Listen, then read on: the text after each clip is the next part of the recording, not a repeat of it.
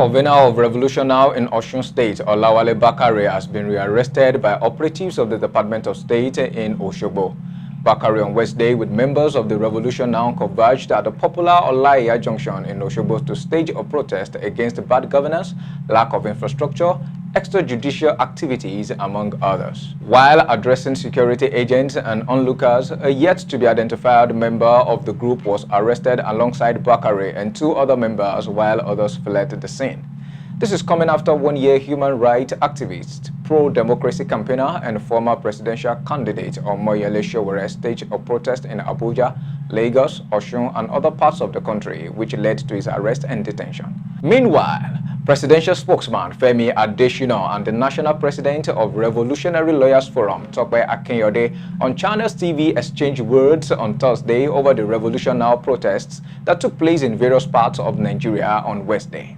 Akinyode stated the aim of the demonstrations was to demand good governance, poverty eradication, a stop to insecurity, and many other issues.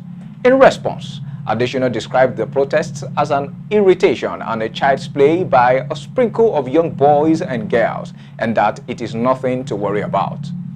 However, Akinyode mocked Adesina for having a shallow understanding of the concept of revolution, despite being a veteran journalist. In reaction, Adesina took up Channels TV for pairing him with what he called such a character. He said henceforth, the TV station must let him know who he is up against when next he is invited to a program.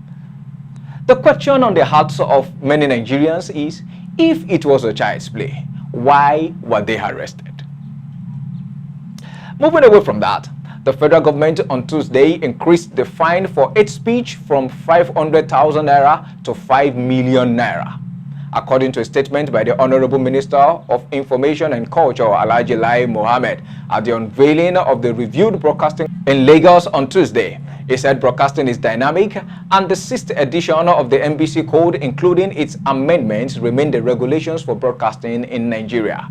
He said the amendments were necessitated by a presidential directive in the wake of the 2019 general election for an inquiry into the regulatory role of the National Broadcasting Commission. He further called on those who still have misgivings about the amendment to meet with the regulator and present their views.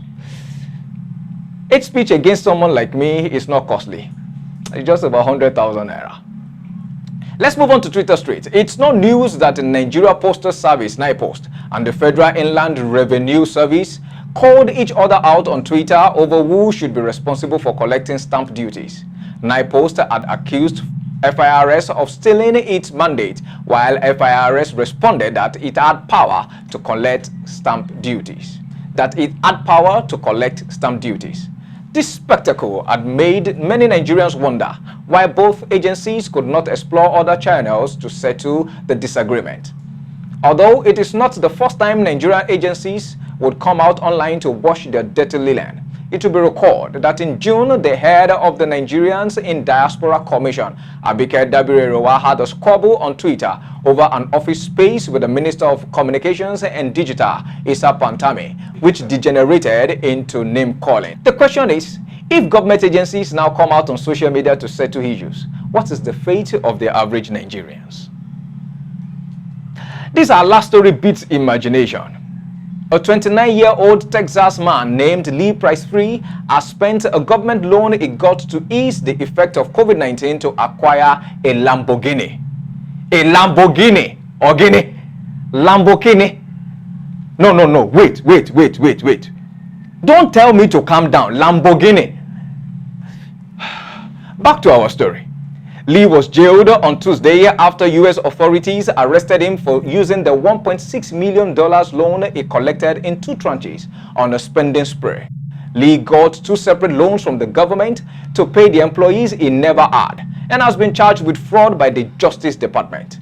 Lee Price used the names of 2 companies, Price Enterprises Holdings, which allegedly received more than $900,000, and 713 Construction, which got over $700,000.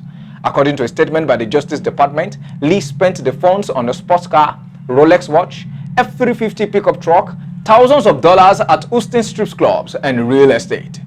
The pain is not about the Lamborghini. It's about what can be done with that sum. You know, the conversion. You feel that pain?